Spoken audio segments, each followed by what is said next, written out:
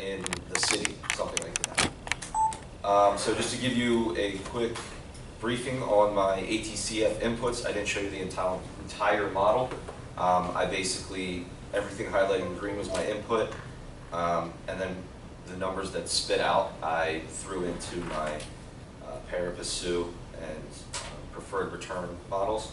So basically, I looked up what the rent per square foot in different cities were, and then I envisioned a luxury sort of apartments, so I bumped it up a little bit, threw in sort of the rest of the stuff. I gave myself a 1.35 CSR, because I consider myself a trustworthy borrower.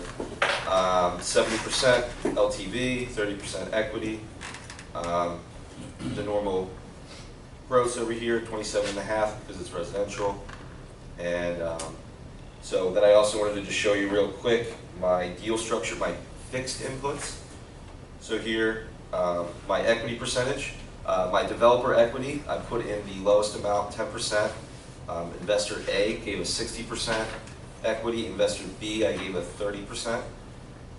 As far as my preferred return goes, I decided to give investor A and B two different preferred returns, because if one person's putting up more money, they might have different return expectations than someone who's only putting in 30% compared to the 60%.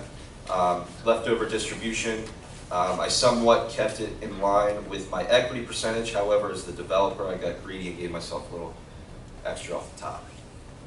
And then so after my inputs here, I came up with my purchase price and my projected sale price. After this, I can show you my ATCF model if needed. So basically what I did was, for the first part here, was I took my before tax outputs, I guess you would say, and this is sort of what I came up with. 13.52 across the board for pari passu. And then after I put in my returns, as we can see, investor B ended up being the loser with the preferred returns, which I attribute to his lower preferred return of 8%. So he sort of got screwed over a little bit there, but that's okay.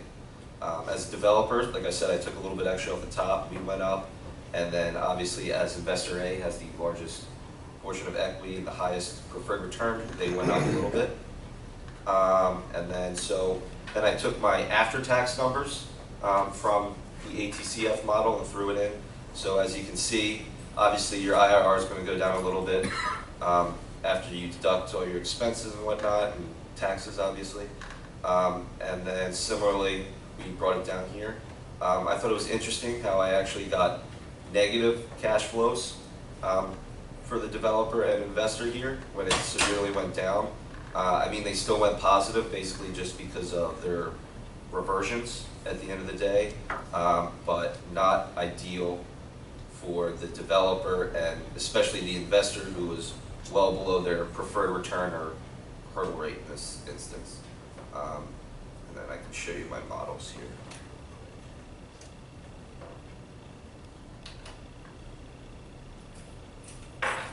Cash flow model.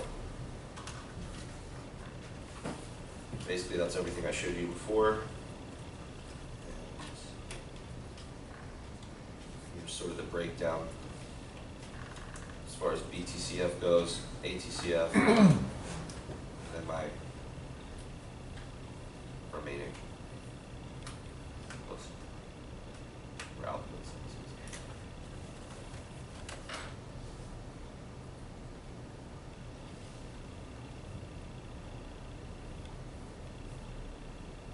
And this is what I showed you on the last slide, just sort of maybe a little bit better visual. Yep. So just to make sure, it looks like, I mean, you are pulling the before tax cash flows off of the original spreadsheet, right? Correct. So Okay. right here, BTCF 16. Like, yep. Gotcha. Okay. No, it looks like you've done everything correct. Good job. Cool. Thanks. All right. Thank you.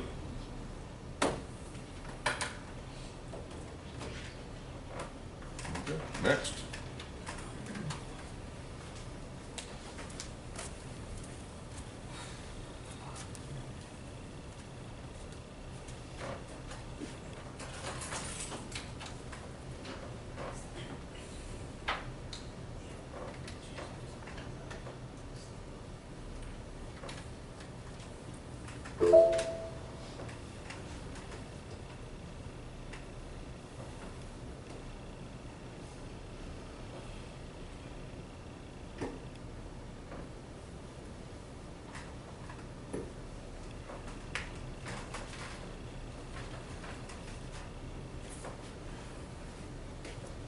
Okay, well, almost the same thing as the classmates that we did. We kind of did a property of like purchase price of $3 million. We projected that we're going to sell it at the end of year 5 at this price. We did the LTV at 70% with the interest rate of 5%. We tried to add different investor, partner, and developer, and we gave more investors going to put in $900,000 equity into this project as a sign-up partner. We have 2 developers. Kind of put in a number of $280,000, which I thought was pretty relevant, about 9%, something like that, for the operating cash flow. The type of property that we did residential, and the reason we kind of did it in January, we did it for the first year, because after the first year it's going to complicate things. So we kind of put in January, and the tax is 20% as we have been doing in class, and we did the operating cash flow for the 5 years, and then after the tax cash flow comes in with the NOI. And the next page. So again, we kind of did the breakdown of the accumulated depreciation for the total project, adjusted basis. Again, the selling price from the adjusted basis, and it will give us a gain loss of about $2.8 million. The mortgage balance is around $1.6 million after the reversion. For the tax cash flows, our numbers are 3.9. And when we did the preferred return to the investor partner, we kind of did the extra 20% at the end is going to be divided. It's going to be divided to the 3 kind of people. I think we're going to have some extra cash flow at the end. It's going to be divided into the 33% that we're going to give to the investor and developer. We did the 5-year term and we did a 30-year amortization, because I thought we weren't doing the pari passu. So we just did a different amount. I wouldn't have referred to those as before tax and after tax cash flows, because those are not really technically, those are part of the reversion. They're not, normally whenever you say cash flows, you're referring to the operating cash flows. Correct. But that's not what that is. That before tax cash flow and after tax cash flow that you've got up there are not. Yeah, but on the next slide, I kind of broke it down to this. You know, you're saying that what you had there is labeled. Oh, okay.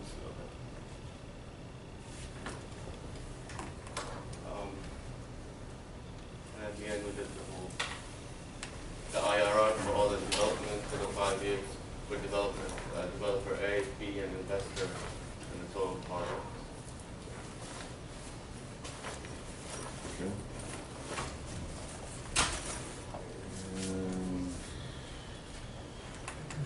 Okay. Yep.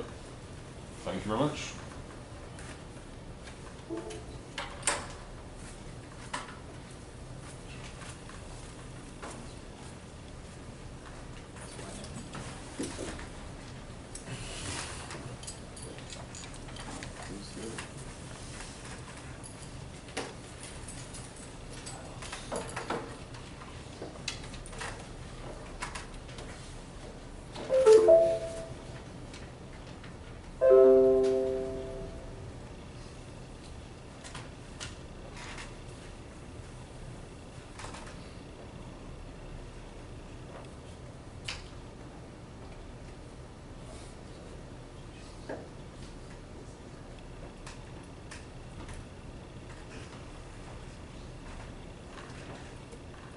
So basically what I did is I merged both spreadsheets and went on and looked and found this property.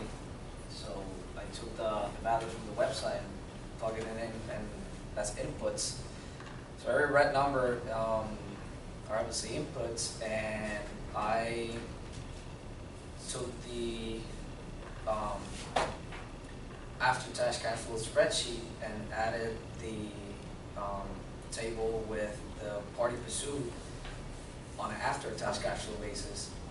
So it basically took the numbers of the end result, the after-tax cash flow, and used it as my source to create the purpose distribution, and then added third-party investor, which is investor Y. And do you show where the percentages are for the Parapet Sioux? What, are they up above? Oh, yeah. Okay, sorry. Okay, yeah, gotcha. And so I kept a low percentage for the developer and 55 and 35 for, Yep. for the investors. Okay, I'm with you now. Go ahead. And the purpose of distribution of sale proceeds, I use the sales after 5 years, and for the reversion value, I use the NOI from year 6, and use the cap rate that was posted online of 3.47. So as ITR is expected in a part of the Sioux is equal for everybody. And for the preferred return adjustment, I use 8 and 6%. And my table of the after-tax cash flow applying the preferred return and the leftover distribution, it gives me the 72.36 for the developer, 39.8, pretty much 40% for the investor X and 47 for the Y. And this ending table basically shows us any input tax rates, and this was my value that I used for reversion. Okay. Yep, you did exactly what you needed to do. Perfect, thank you.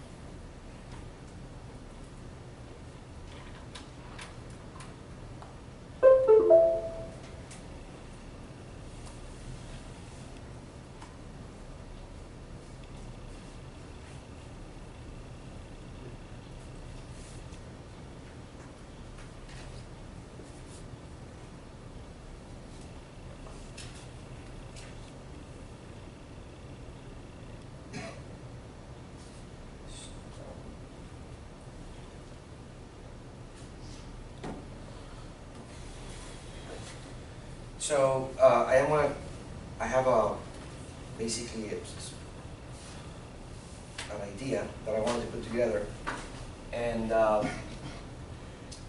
my idea was to work with an investor and bring in a contractor partner and giving him an incentive, not just to collect his fees as a construction person, but also to be part of the deal, and also have some stake in the deal as well. So that also will help me with the equity because I didn't have the 15%. So the deal is going to be 70% LTV, 30% equity, all for 5 years, and resell at 1.5% of the purchase price. The investor will provide basically the lion's share of the capital. The contractor will build the project and have a stake in the success of the development. And me as a developer will put together the team, look at the opportunity, find the opportunity, and basically lead the project to completion. Now for the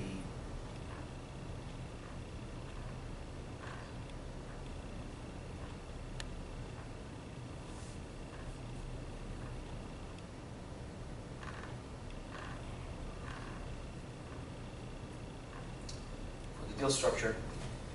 So this is the deal sheet. Basically, you have all the yellow cells are inputs, the loan to value. You're familiar then with the only thing that changes is the developer equity and the contractor partner and the investor. The project NOI is there, and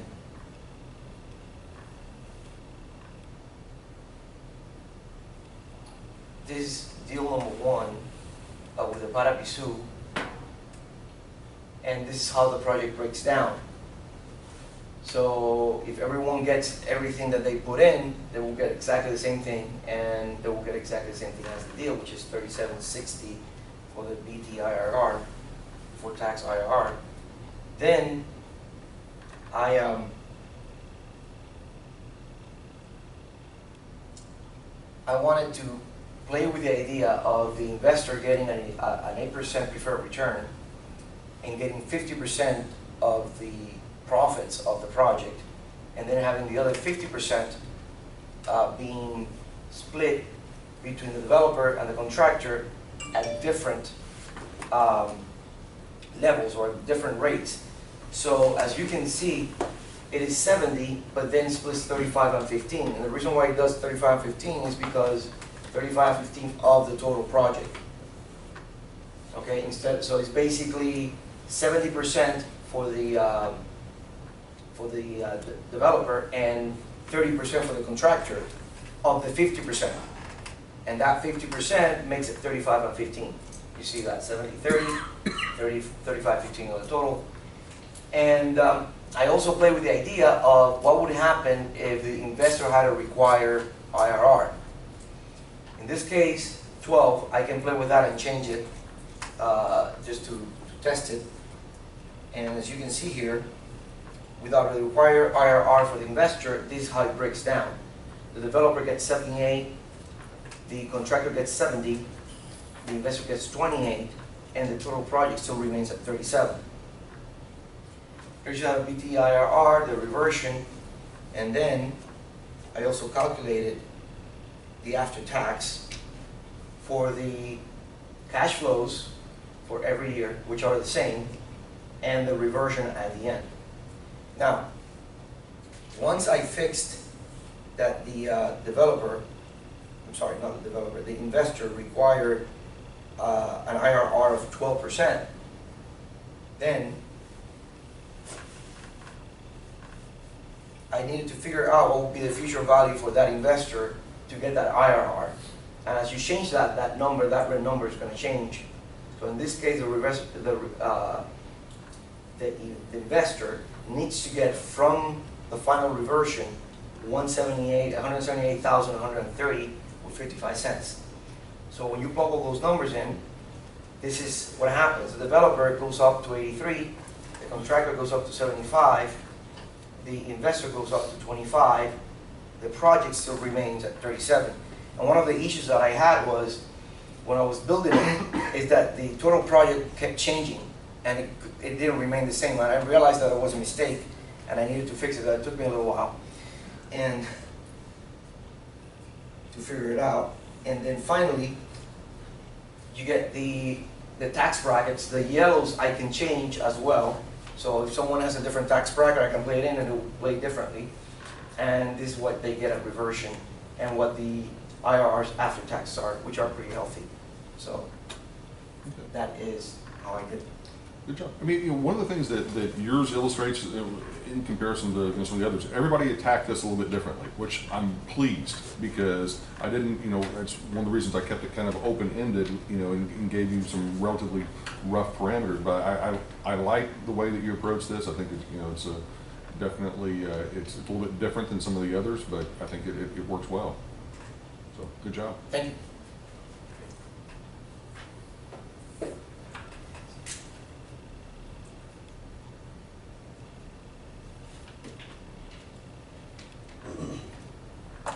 Okay, who's next?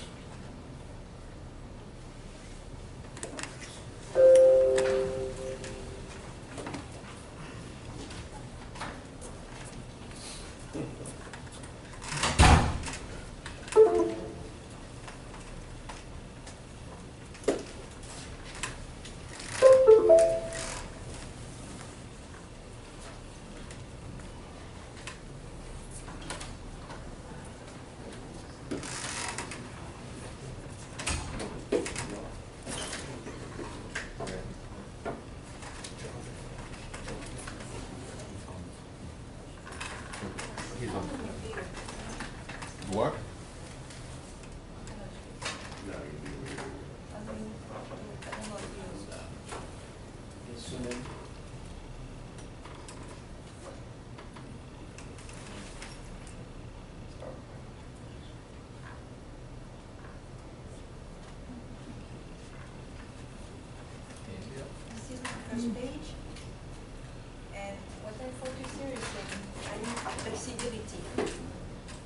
my goal.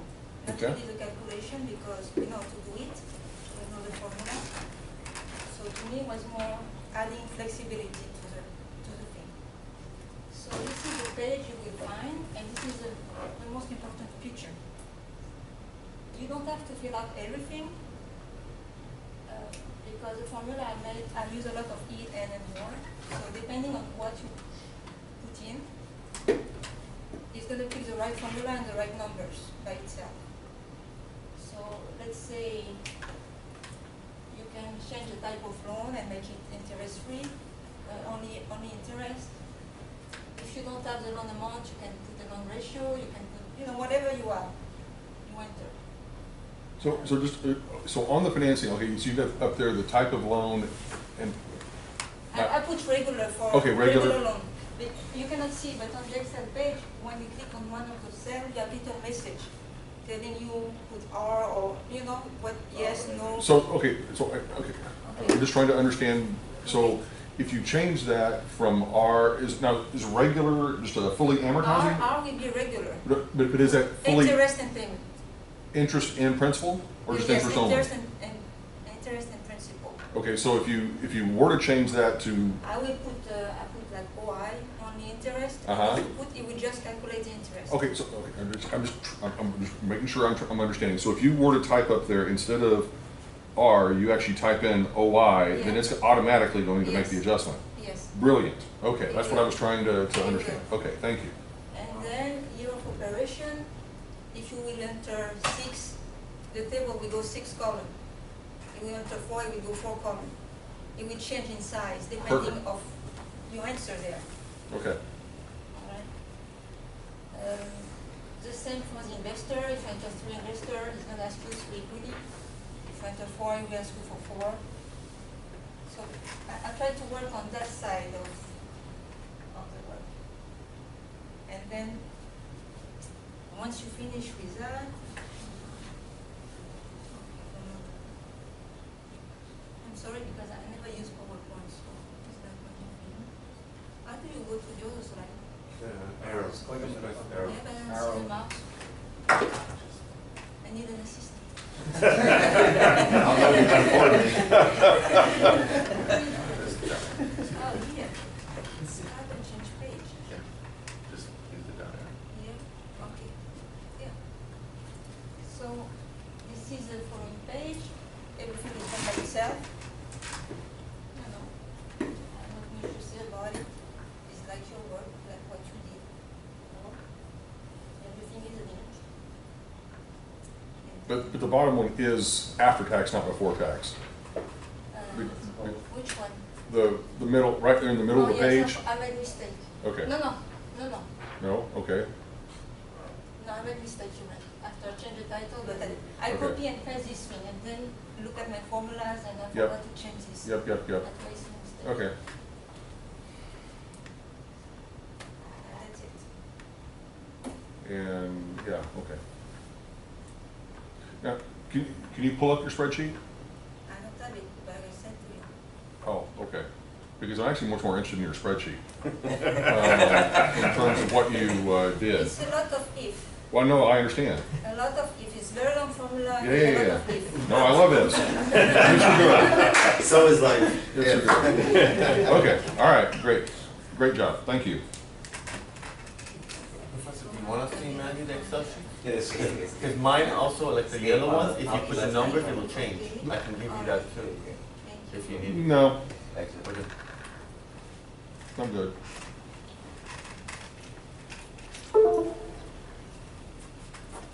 I definitely want Miriam's though. You might like mine too. I don't expect it. You just wait. You might like it. I'm gonna send it to someone.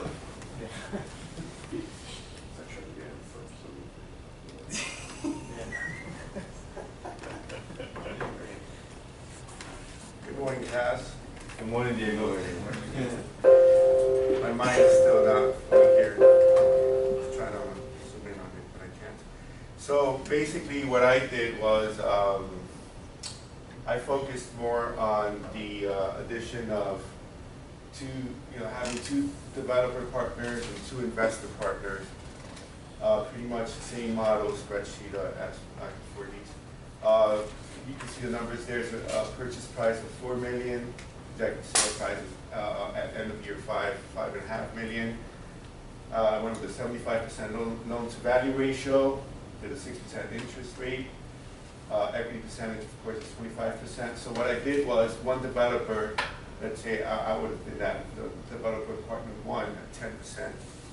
The second developer partner would have been 15%. And then 2 investors both coming in with 50% of the contribution, whatever that, bringing it down to 37.5% each. So I just went again, didn't do anything sophisticated, projected annual NOI, Click OK, or, yeah, there you So pari passu to developer partner 1 is 22,000 based on the before tax cash flow. You see the numbers right there to the developer partners, to the investor partners. Pari passu distribution of sale proceeds. Also broken down, the developer partner gets a little bit less because he puts what he only contributed 10% of the equity. Investor partners get the lion's share. And right, so the before tax IRR is across the board 36.61%. There's all the numbers that you can see. And I went with the preferred return, so the investors got 20% on top, so that's 10 and 10, so they're at 50% each. Leftover distribution to them because they're at 50% as well, so they get 45% each. And then I said to leftover distribution to developer 1, I gave him less because he was putting in less, that would have been me, putting in less capital, so I got 3%. Second developer gets 7% of the remaining 10%. And this is what you get, it should have been, you get the IRR for developer 1, gets at least 12.49%, developer 2, you can see the numbers right there across. The total project is 39.57%, and these are the reversion values with the yearly cash flows. That was pretty much So it. basically, you've got everything except for the after-tax piece. Yeah. Okay, great. Thank you very much.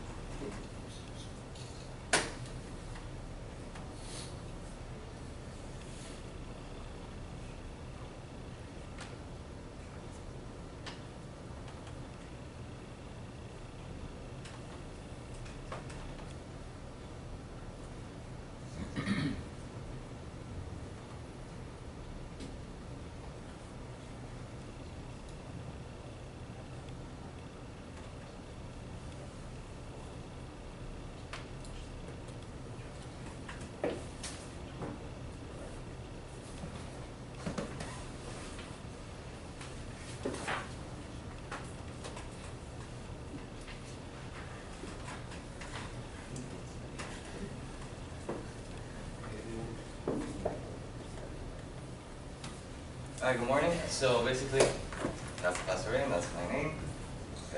You don't know me. Basically what I did here, sorry. Yeah. Basically what I did here is I pretty much invented a investment.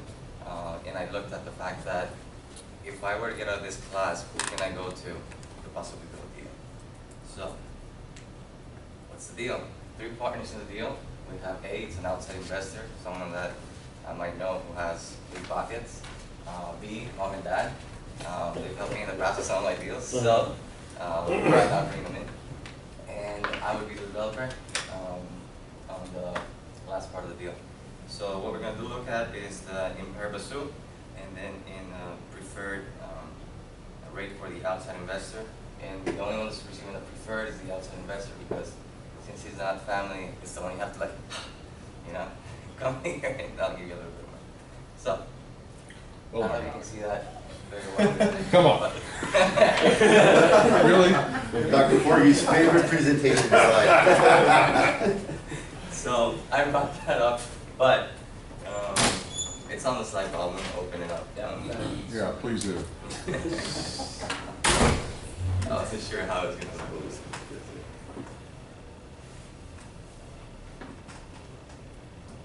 There we go. I just can't see it. Here's go up to view and then click up to view on the spreadsheet. Is the thing? Or you can actually use the slider down. Either way, but just. I don't have anything on the screen here. So. Oh, okay. Yeah, so I All right. can I, how do I? Just walk me through the high points. I'll figure it out. Oh, because I wanted to just make sure that, to see that if something changes, how Yeah, it yeah, affects yeah. the rest of the thing. So That's the general idea. Yeah, okay. how do I? Escape? I just want to be able to see it here so I can type stuff in. You can do it on FM, and at the top there's symbols.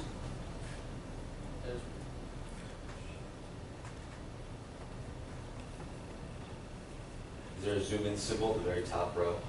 It's actually just showing, it's mirroring the desktop, so it's Yeah, not showing so I that. can't see. All the keyword.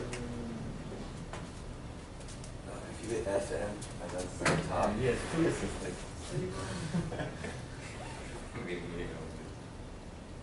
Nope, not there, okay. That is weird. Show out some It is, of that's this. easy.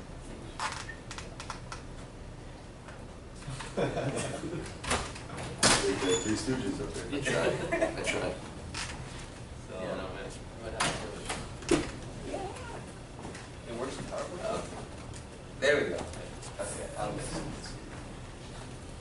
Alright, great. So basically we're purchasing a $10 million property, hoping to hold it for 3 years, 5 years, sell it for $13 million. One of the things I want to pretty much show is the fact that how important it is to make sure that your interest rate is something that you can work on, because if that changes, your cash flows, at least when I was playing around with this, is ideally you like to make some cash flow every year so that you're just not waiting for that 5th year. And if that changes to like 7%, all of a sudden, all my cash flows are negative. So just want to point out that I'm doing deals, try to negotiate that. The other thing, so basically our NOI is going to be $500,000 a year. Our annual debt service is pretty large because it's a $10 million property. See, and what I did is that so because I'm from Costa Rica and my wife is part of Costa Rica, I calculated taxes differently for each investor. The developer, so since I live here, usually it's 28%. The investor partner is also from another country, so he's going to have to pay taxes once he gets money to that country as well, and so will my parents. So that's why those are a little bit higher for them. And then in bold, you can see pretty much the before tax rate that's calculated on a pari passu, which are 20.86 across the board. Once you take into account for the taxes, which are the 28, the 40, and the 35, right here, you'll see that the after tax for each of the investors changes. The only downside in doing it that way, at least based on what I'm seeing that you're doing, is that you're taxing the operating income at the same rate that you're taxing the reversion. And those are usually going to be at 2 different rates. And then, so that's my thing. And then if you were to do the preferred, remember we have to ask the outside investor we have to give them a little bit extra so that you'll be happy to invest with us. So we give them 2% preferred, which again, if you change it to 3, the numbers change. If you don't give him anything, then it goes back to pretty much being what it was at the other one. So he gets the 2%. What happened to the total project in year 1? Why is it blank? It just get erased somehow? Where are you looking? Okay, total project column, year 1. Line 44.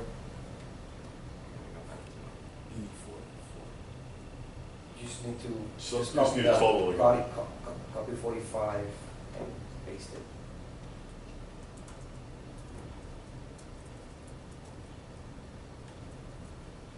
All three cells. No, no, no. Yeah, yeah. All three cells. Just total all three cells. Highlighting it all there. 75. Yeah, I just. That's okay. Just, I understand what you did. It adds up. It should have. Yes, I just. When it was there. Just copy cell 45E to E44. There you go. Copy. Paste. There. It was there. But yeah, you can see.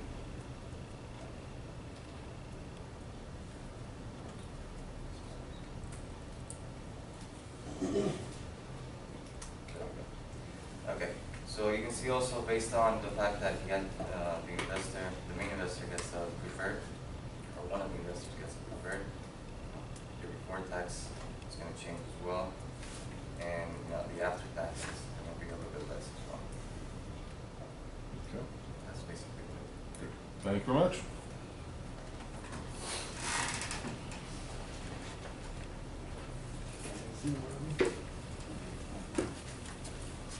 Back before you PowerPoint, can I pull it up from the email or should I You just? can just pull up, yeah, up there. Okay.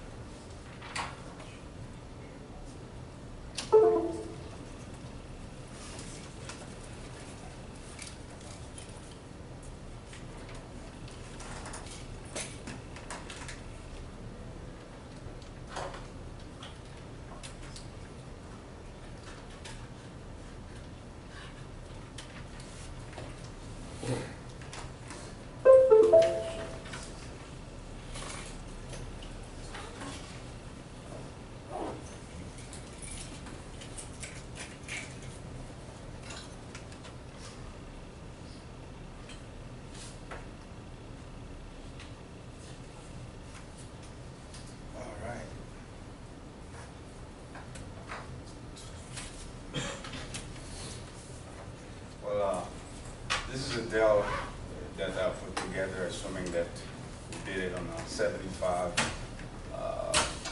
residential units building, and that's a property that we were able to acquire that's just slightly under $67 per door, and at a 25-year term, 5% interest rate only for the first one, for the first 5 years. What I did is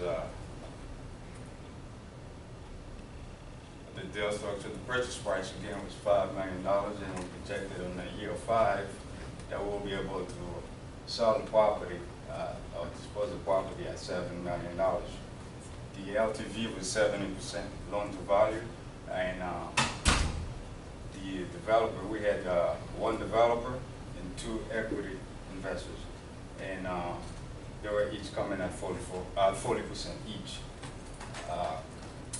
We projected the NOI was going to be $400,000 minus the debt service, so we had a before tax cash flow of $225,000.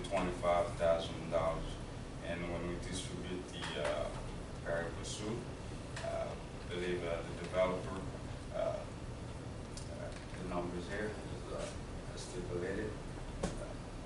So they both had equal amount because they both come in at an equal share as far as the investment, the initial investment.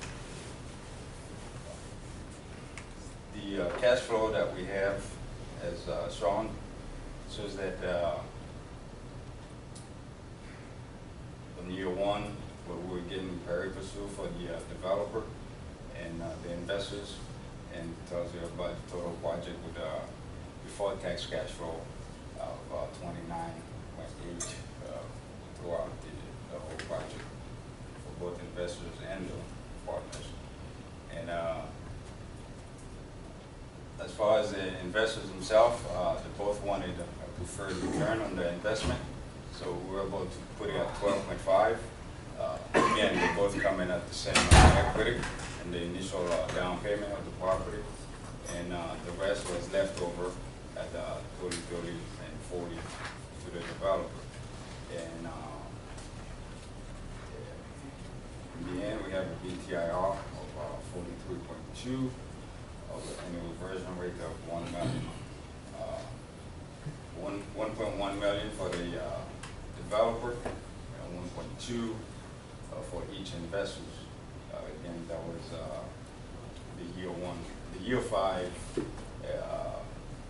cash flow minus the sales purchase. That's how we're going to come up with the reversion. Okay, so you basically, you didn't do the after-tax cash flow?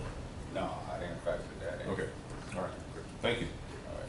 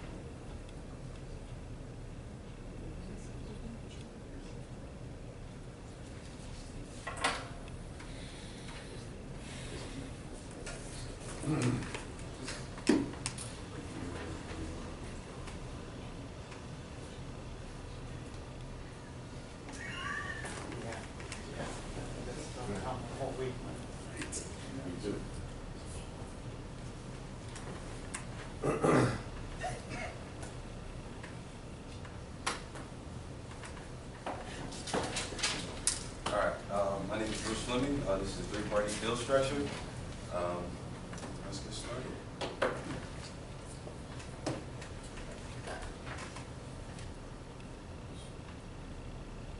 want to hop into Excel just to show you some Excel computations.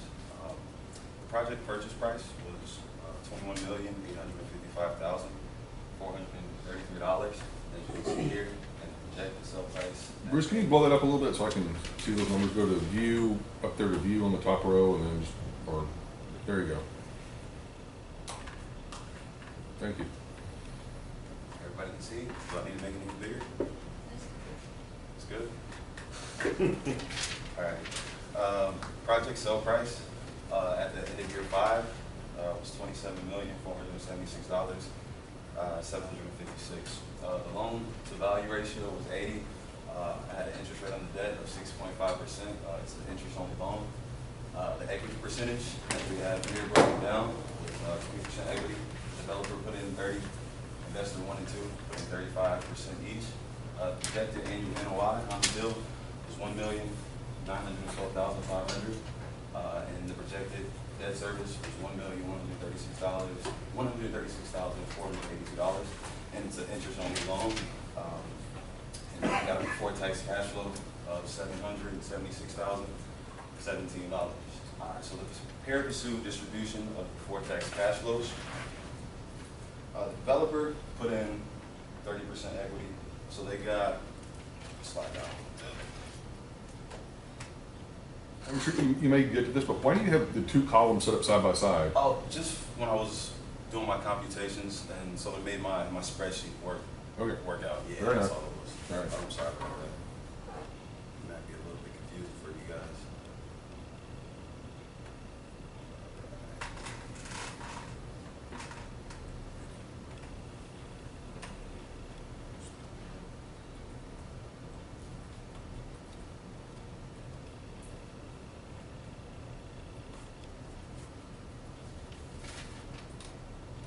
All right, so here we have the before-tax cash flows based on the developer's 30% equity.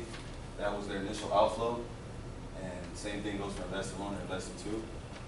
They had the same equity percentage, so they put in the same outflows, the initial investment. The cash flows are broken down evenly as well because of pari passu. 30% for the developer, 35 for investor one, 35 for investor two. And we came down, got year 5 reversion, it's pari passu as well. So we have year 5's cash flow plus the reversion. These press sale proceeds from the reversion are up here. And we just add that to the cash flows, and that's how you got year 5 reversion. And we have before tax IRR, 21.49, evenly across the board because it's pari passu. And we have, what's the after tax breakdown?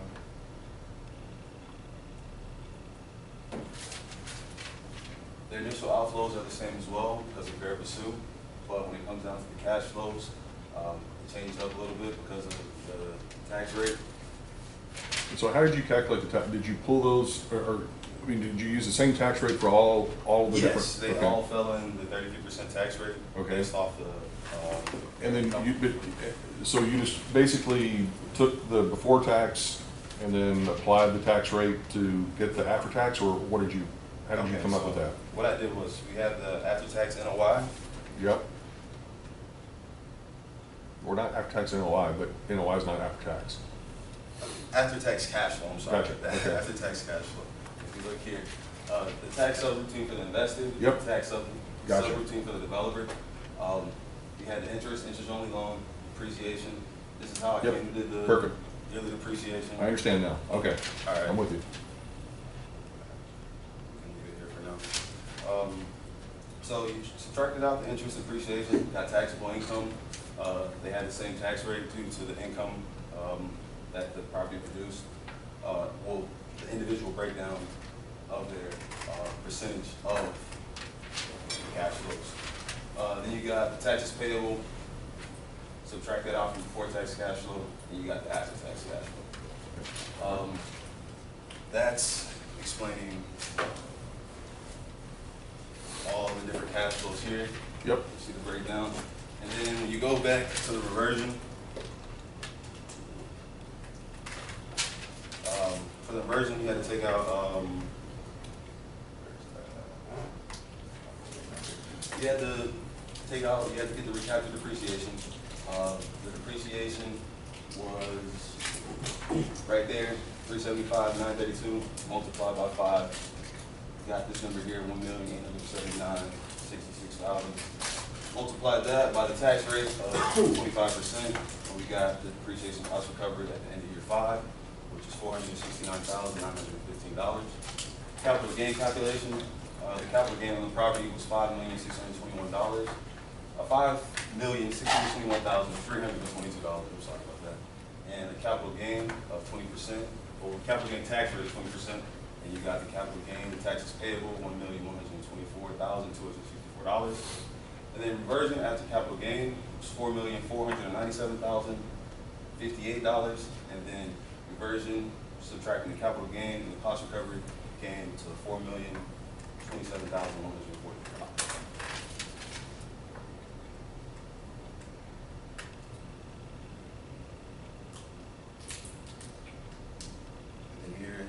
tax IRRs. Yep. 13, 13, 13, 13. Okay.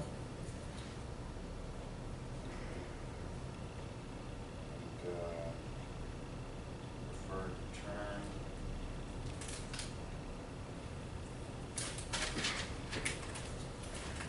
For the preferred return, for the investors was 3.8.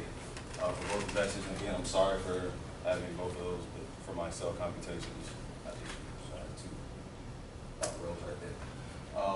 Developer, still same initial outflow because the equity percentages haven't changed.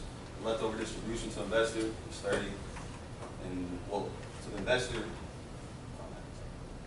it's supposed to be 30% for the developers, 35 for the investor, 35 for the investor, but it's just a typo. So developer, their initial outflows haven't changed, but the cash flows changed due to the preferred return.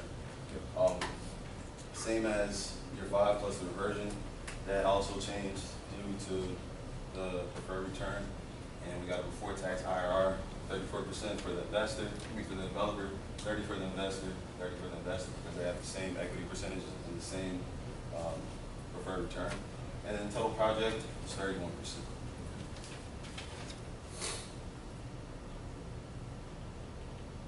All right, for the after tax cash flows and IRR, again, they were in the same tax bracket, 32%. So the initial outflow stayed the same. This is their taxable cash flows at that tax rate. In the year 5 reversion, same thing, took out the capital gains, took out the cost recovery, and then that's how we got the reversion. And then the after-tax IRR is 28, 26, 26, and 27. Great. Good job. Thank you. Okay, let's see, who do we have left here? Okay.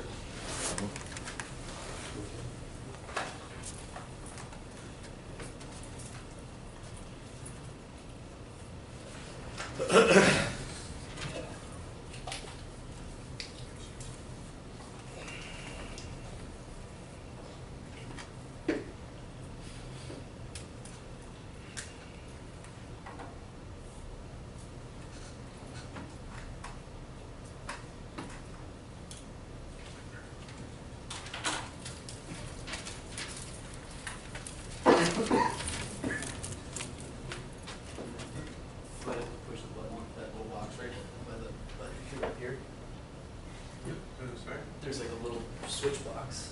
You might have to go back and forth. That's the equity, right? Yeah. Oh.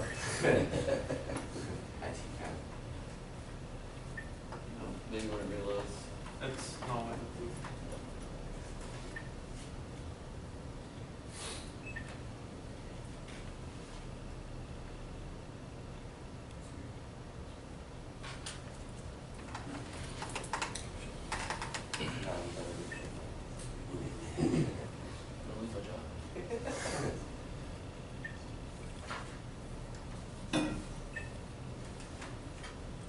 You're using the HDMI port? Yeah. Or Maybe I'll just put on some USB. it could be, you may have to do the, on the Mac, you may have to push the, or to share the image, like. On the top right. I don't see any.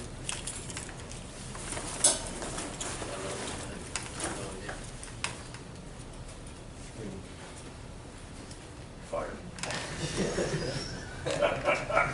Severance package or something? Here's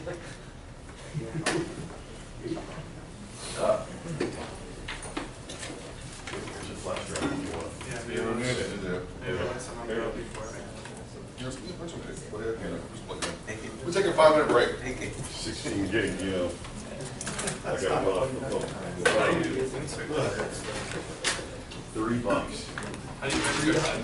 I remember 10 years ago, 16 gigs, was like $200. It's insane. I see them on sale, I buy them by like 50 bucks. Yeah, because when you go to, when you go to presentations and stuff, or you want to transfer data, like when it comes to back and forth. Exactly. Even though, what is that called, drop off, it's not very good. Yeah, oh yeah. It's still nice to have all of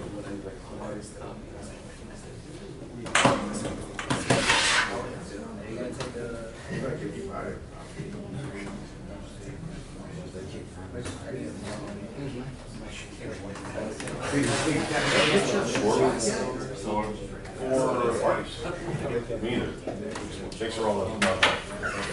I must have been bothered. You must be like in the middle of something. You're like, okay, whatever.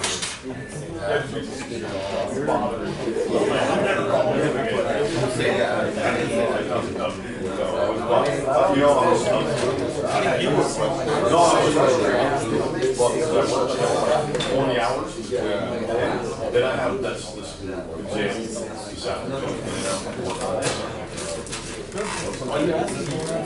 Yeah, I can see it. I'm sorry. But you know what? I know I didn't do it perfect. Just like this, I didn't do it perfect. No, I mean, how can you? It's not fair. She doesn't tell you exactly what to do. You know what I did is I looked at the artist manual. You know how many pages it is? Over 1,000. But if you have control that, you're looking for something. You type in what it takes you right to the page and explains it really nice. Different than a little help button in the program itself. I don't like that one. It's like it's over 1,000 pages. Yeah, I mean, I try to do this best I can. I think that's Yeah, it has to be. Good artist? Yeah. Great. Okay, I guess he's going to email him. I'm in trouble. I'm having trouble. It's third. It keeps on going back. No, you got to hold it. Hold it because it's twist. The 80 But you got to hold it and stick it in. I don't have my glasses. Keep it twisted to the left. Yes, just hold it left. Good job. Push in. That's how he knows how to fit.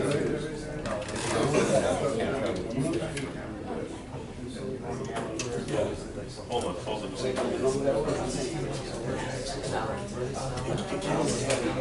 You got to hold this tight.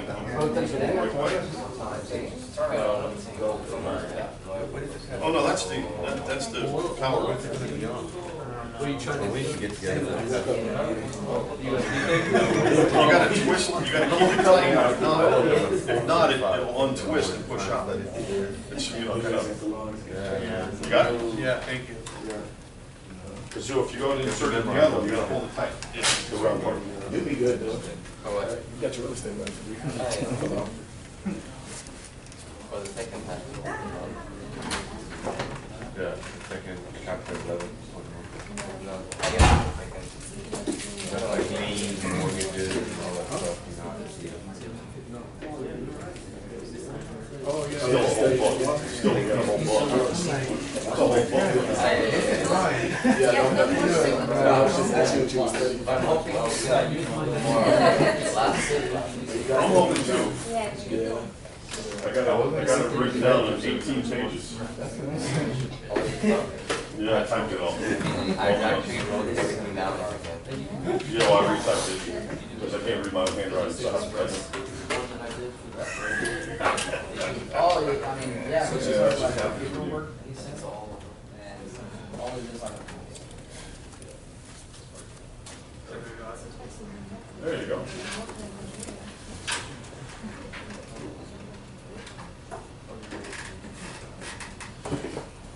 Okay. So the purchase price is 1 million, and the projected sale price after 5 years is 1.1, with a loan value of 70%, 30% equity, with an interest-only interest rate of 4%. The equity percentage broke it down 20% to the developer, and then 40% to one investor and 40% to another. The projected NOI is 100,000, with a debt service of 28,000, giving it before tax cash flow of 72,000. The tax rate we're using is 28%. The cash flow for the developer is 14,400, cash flow with equity of 60,000. Investor 1 puts equity of 120,000. Investor 2, 120,000. Total equity invested in the project is 300,000. With an IRR of 27.84 for the developer and the investor, and the total project IRR 11.4. And then I got after tax IRR of 20.5 for all three of them. I multiplied the before tax IRR to the tax rate of 28%. And then for the preferred return, I gave both investors 10% preferred return with a 40/60 leftover distribution. With same equity invested, 60, 120, 120.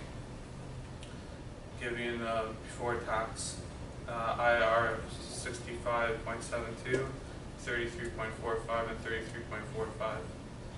And the after tax of 47.32, 24.08, and for both investors. And yeah, that's all I got.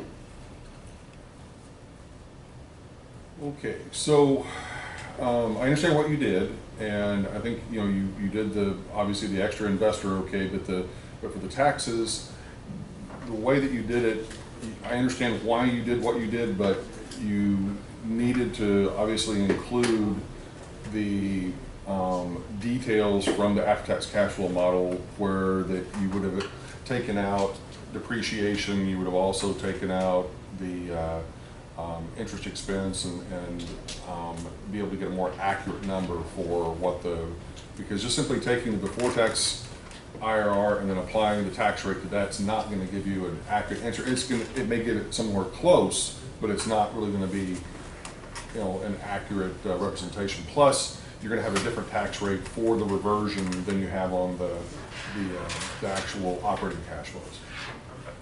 Okay, great. Thank you. Okay, looks like we got Jarvis, Grant, Daniel, Juliana, and Eduardo left. To make the reversion accurate, there's a number you have to sell receipt after tax. Right. And the tax rate appropriate, because it can be, for the most part, based upon the combination of the recapture depreciation tax rate and capital interest.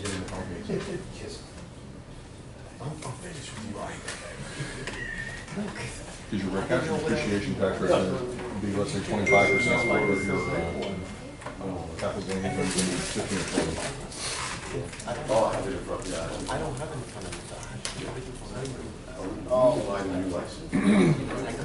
Okay, Grant. Property overview, Class A office. We're going to do 40 units at roughly 5,000 square feet a unit.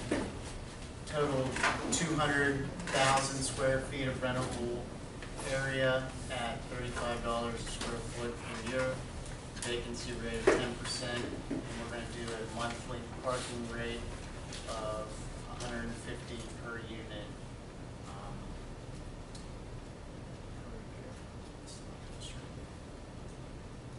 So I'll go with the deal structure, and then we'll go into the ATCF calculations. So project purchase price, $57 million and change. Loan amount of $45,925,071.52. Our projected sales price at end of year 5 is $76 million and change. And then our sales proceeds before tax is $33 million and change. And our sales proceeds after tax is $28 million and change.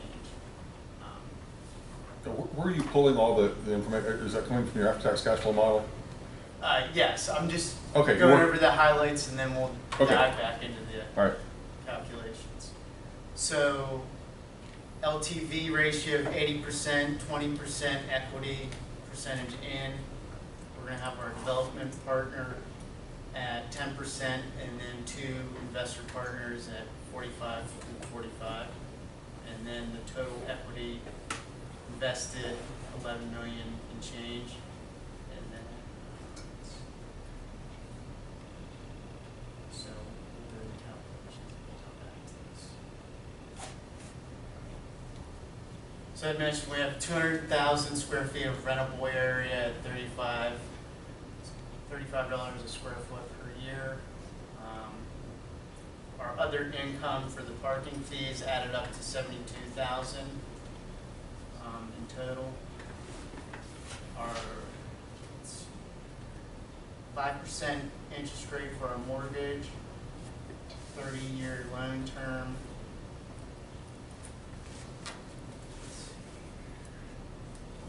Our growth rates are for rent 2%, OPEX 5%.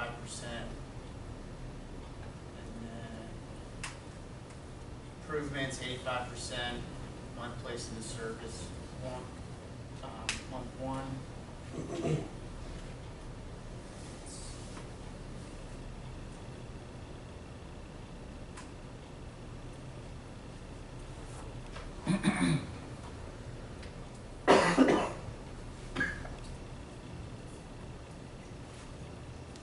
Here's our after-tax summary for all 5 years. We're going to do a 6% cap rate.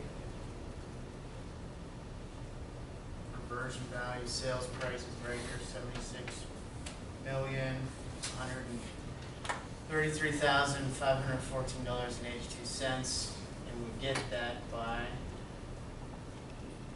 taking the NOI, year 6, divided by cap rate, and then we get our sales price. And these are our sales assumptions in order to get our after-tax cash flows. Yep. And 28% tax rate across the board.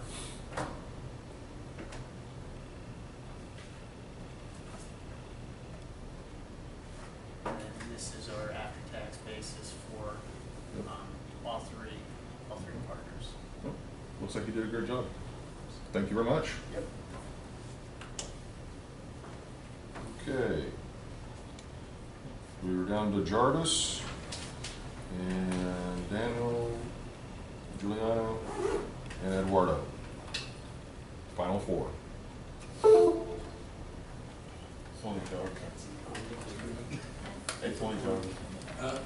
I think it's only you, bro. Oh, okay. You just take an 80. And then take it 100% in the home.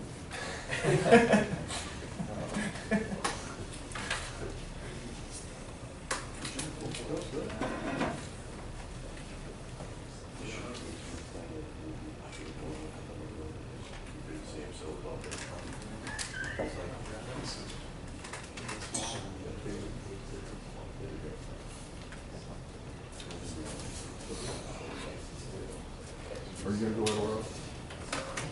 Are you going to do one? Yes. Okay. Didn't just making sure. No, if you don't want me to. No, I've been looking forward to yours the whole class right now. Yeah. Not him personally. Yeah.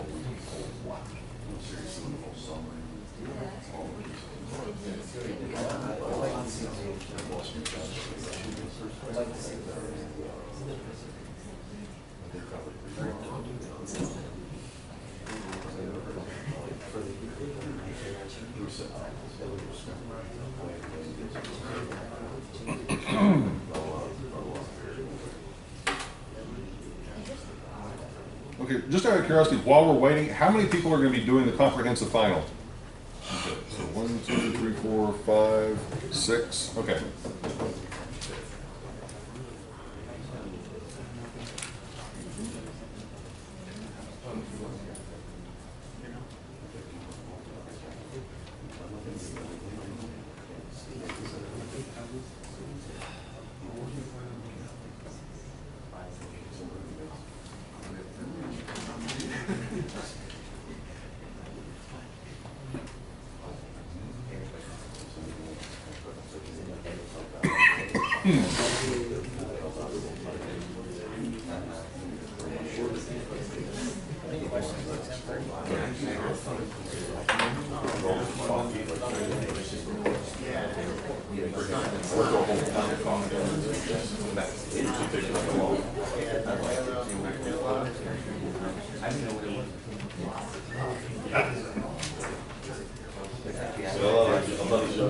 Okay, let's go. All right. So my name is Jarvis, as you guys may know. This is my deal structure. So just looking at the property, it's a Class B property, multifamily. Building square footage or area square footage is 7,500 square foot. The rentable square foot is 7,084. It's a property I pulled up off of LoopNet. So the number of units is 12, is zone T4L, and so the plans are to be redeveloped. So this land has already been entitled and packaged. So pretty much the broker, they're selling the site with the site of plans already approved. All right. So looking at the purchase price, we're looking at $895,000. Sales price at the end of year 5. I projected at 1.76 million. We're looking at an LTV of 65%. It's in that, fairly new investor. The terms, 5 years. So 5-year, 30-year term loan. Interest rate of 6%. So I'm looking at a going in cap rate of 15%. That's how I looked at it, the deal, as if I was going in at a 15% cap rate. And a terminal cap rate of 9, so selling at 9, that's how I got my sales price. All right. All right, so looking at the parties involved, I kind of looked at it as kind of like a personal scenario where I have my real estate license. So as the developer, I would be in charge of acquisitions, coordination, and dispositions.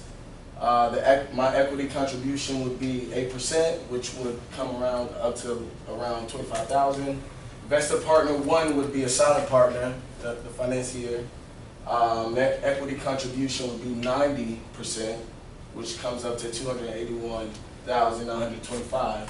And then so the second investor partner, I would bring on the building contractor, or GC, right? And my thing is, why their equity contribution is low is because I see it as if I bring them in on a deal and they get, some of the back end, I can cut my costs, at the beginning, right? So their investment amount coming in equity-wise is $17,900. Okay, stop right there. So I'm confused. Unless I'm just like missing something completely. Okay, if I take, you're saying that your equity is, as the developer, is 8%, the contractor, yeah, no, I get that. Right. But and then the investor partner is 2%. Right. Okay, so that means they're 1/4 of your contribution, but yet, and the investment amount, if you, $17,900, if I were to multiply that by 4, I'm going to get a much larger amount than $25,000. Say it one more time. Okay. Once again, look, you're contributing $25,000, correct? Right. And you're 8%. And you're 8%. They're 2%, and they're contributing 17%. So what happened? I don't even know, like my spreadsheet. Okay. Something happened in the functions. Okay. So moving forward. So looking at my property cash flows. So going in, we're looking at a before tax cash flow of $92,395.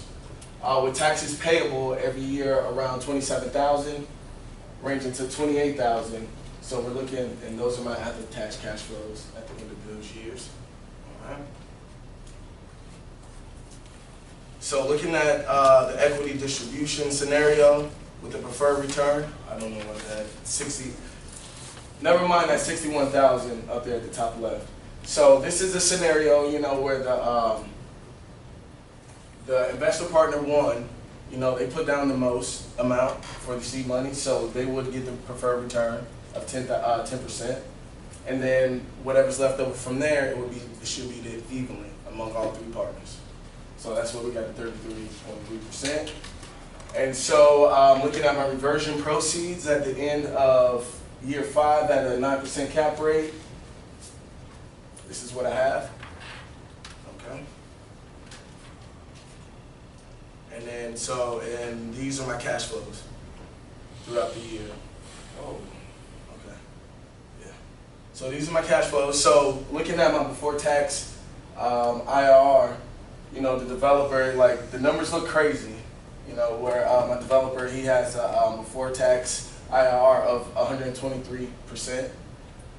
Investor partner 1 kind of breaks down a little bit more. It's a little bit more normal, I would guess, in return. So we're looking at 24.83%.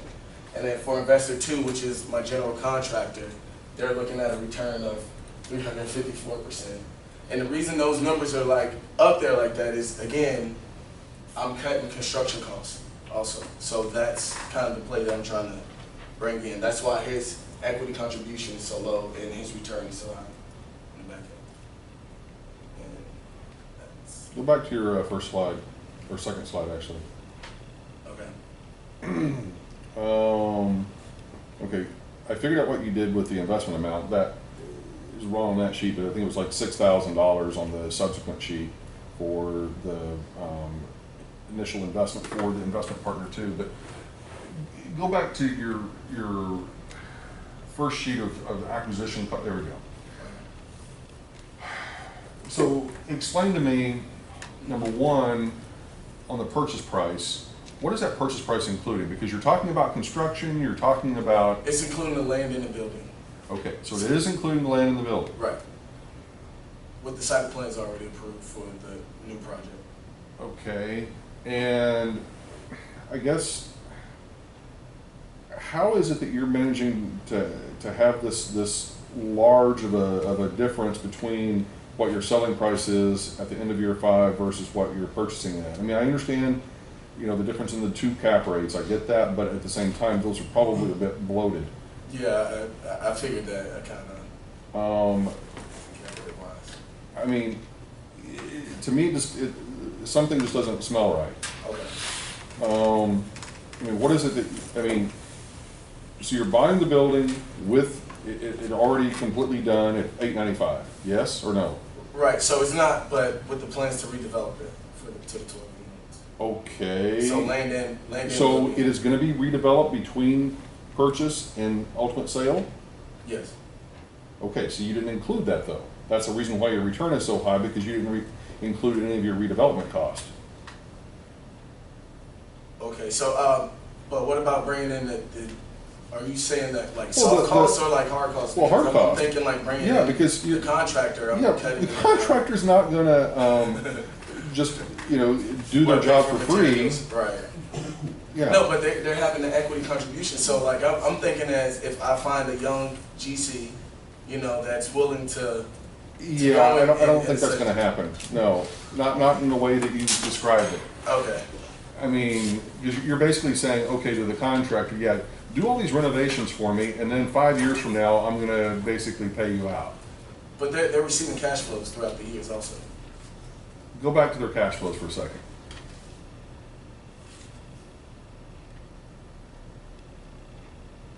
Yeah, no.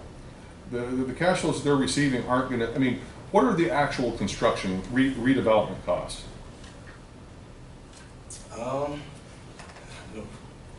Okay, well, if you don't know. Are you saying like so what would I need to know here? Okay.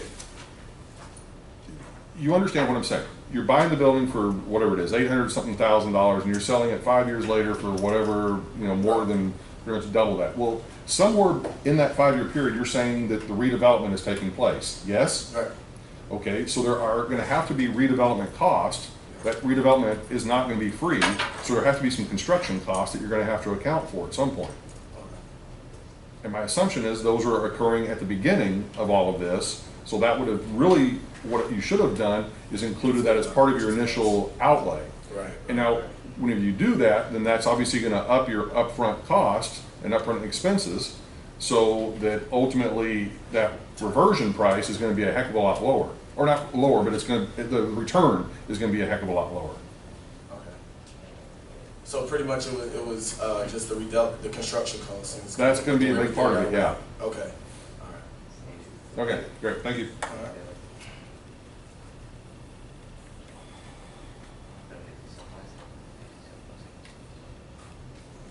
Daniel, were you going to, you're not, okay. I guess that leaves you, Eduardo.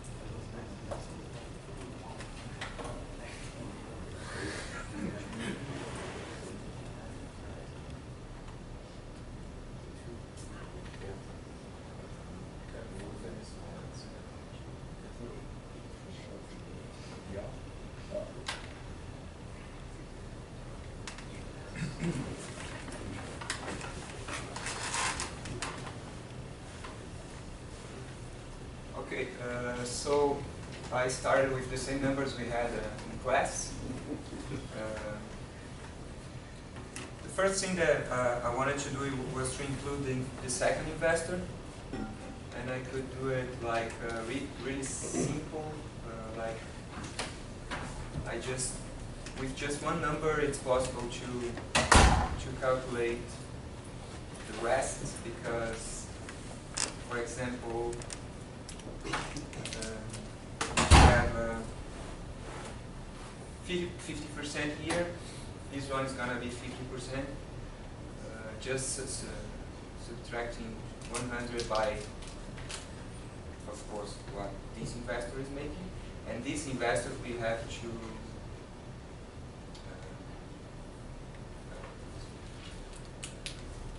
to think about this C9 as well. So whatever number you put here, it's gonna make the calculation for everything down here. Let's see. No, you want to change the one that's What? Control Z.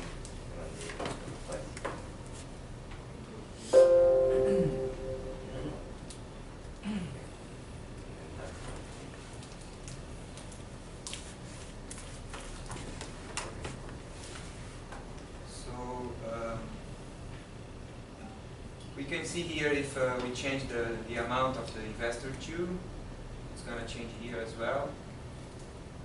If we change the amount here of the partner,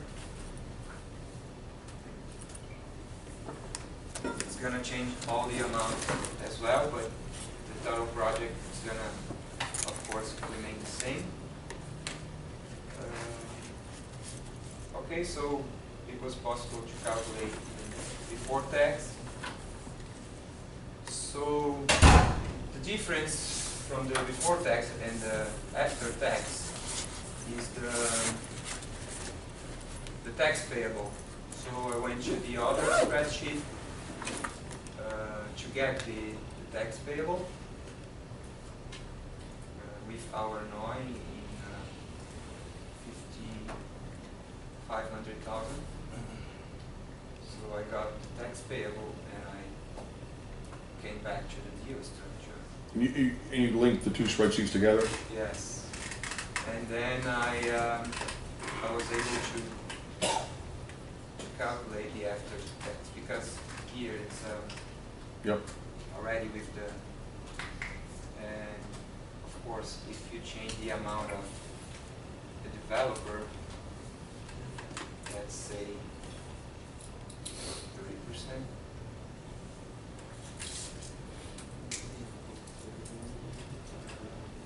it's gonna change a lot Yep. as well.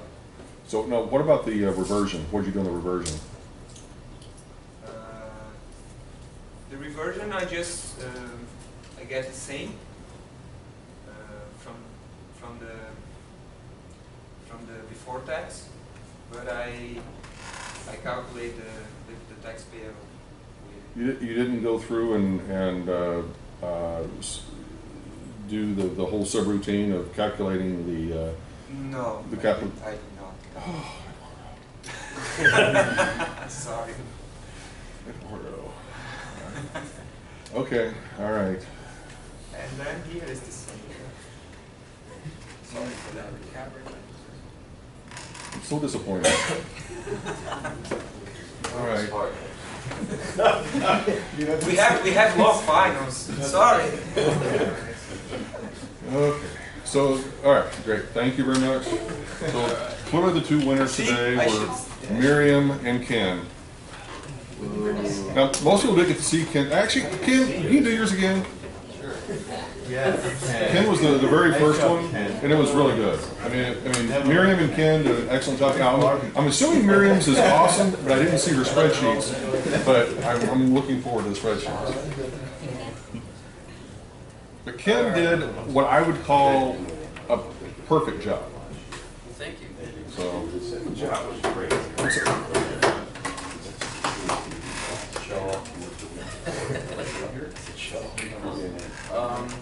All right.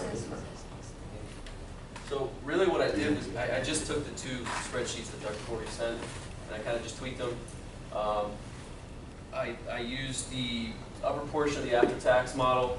It kind of, this is really just the property information, so it feeds the other sheet. So you would put in all your information just like we were doing in class, and then it feeds this sheet, which is your deal structure. So what I did for the equity, you can see there's 3 investor partners and 2 developer partners. And the equity, I put it in like numerical deals, so if somebody comes to you and says, I have $100,000, you just plug it in. You know what you need to get the deal done, so you can kind of see, you know, where you're going and what that leaves you at the top. That's something you'd have to come to the table with to get the deal done.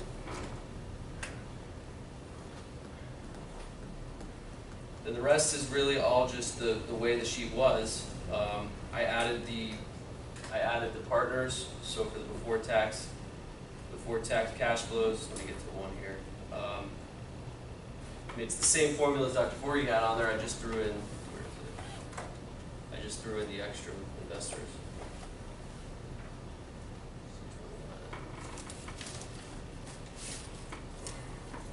It was really just adding the formulas. Why is developer 2 empty? Because he didn't, so in this case I didn't have a developer 2, but if you were to add one, so like if I add him here, or her, it changes the whole structure. Oh, and so it's 50,000 less. And you can see here it's kind of grayed out. Well, I had to do that to get the formulas to work like that, where it would blank out for certain partners. So if And what formula did you use to do that?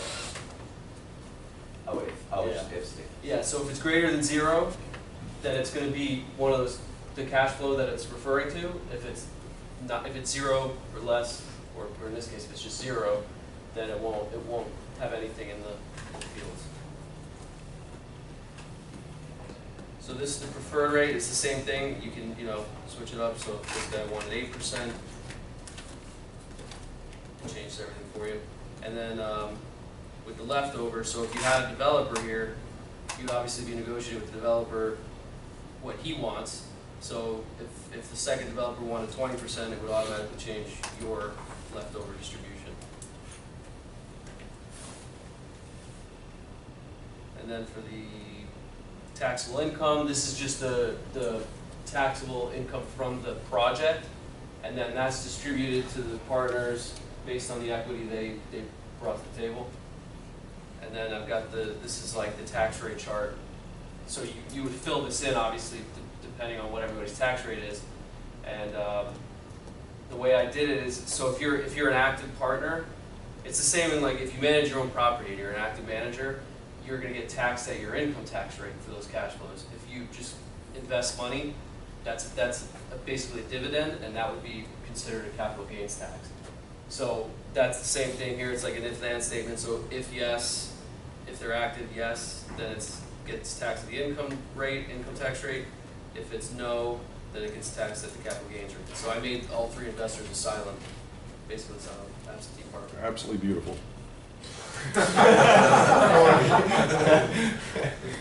And that was it. And then this all pulls from your taxable income and everything, and it puts it in the chart. And then the after-tax cash flows kind of use the same formula as the before tax. I don't know why this one's. Oh, because I changed something up there. Should be 0. Yeah, you still have it. Oh, I You still have to your get self-filled the- one. You still have the self-filled. I think this has got to be 0. But anyway, so yeah, it fills this down here and then gives you your after-tax IRR. That's it. Perfect. Thank you. Awesome job.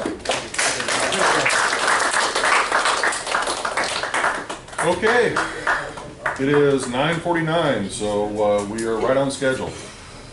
So here is the plan. For those of you that do not currently know what your current course grade is going into the final, if you are choosing to take it or not to take it, then I can give you that. And then outside of that, if you are taking the final, then hang around. Does that include what we just did? Yep. Basically, I gave everybody 100% on the presentations today, just to be nice.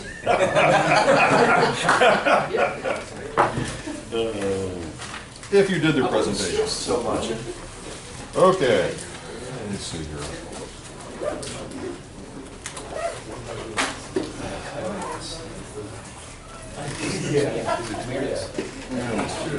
Okay, don't want to show everybody's grades for everybody, so let me this is right here. Yeah.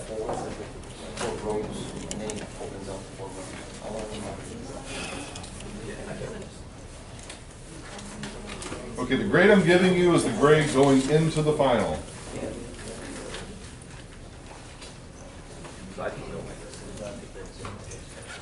So if you want potentially a higher grade, then you've got to take the final. Like before you need to shut off these cameras. Sure.